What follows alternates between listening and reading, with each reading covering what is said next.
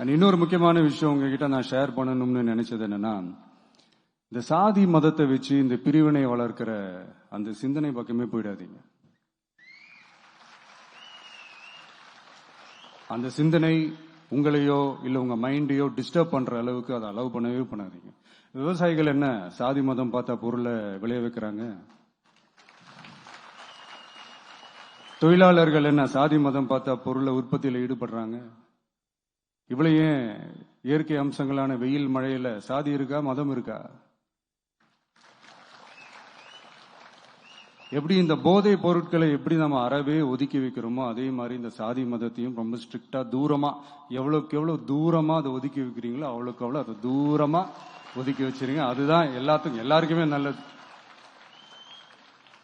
ஏன்னா இப்போ ரீசெண்ட் டைம்ல பாத்தீங்கன்னா தந்தை பெரியார் அவர்களுக்கே சாதி சாயம் பூச ட்ரை பண்றாங்க.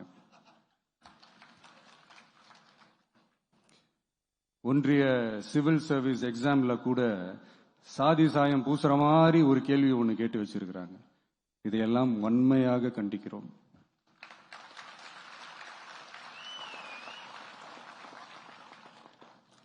இந்த உலகத்துல எது சரி எது தவறு அப்படின்றத அனலைஸ் பண்ணி பார்த்தாலே போதும். ஒரு குழப்பம் இல்லாத ஒரு தெளிவான ஒரு வாழ்க்கையை ஒண்ணு வாழலாம். எதுக்கும் ரொம்ப எமோஷனலா ஆகாதீங்க. அவ்வளவு வருத்தலாம் இல்லை. டெக்னிக்கல் அண்ட் சயின்டிபிக் அப்ரோச்சோடவே திங்க் பண்ணுங்க. ஏன்னா வரப்போற இயர்ஸ்ல ஆல்ரெடி வந்துட்ட இந்த ஏஐ ஆர்டிபிஷியல் இன்டெலிஜென்ஸ் உலகத்தை எதிர்கொள்றதுக்கு அதுதான் ஒரே வழி. The sky is vast and wide and you have strong wings.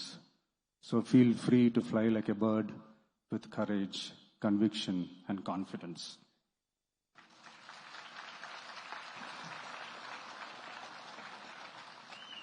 எவ்வளவோ பண்ணிட்டோம், இதை பண்ண மாட்டோமா?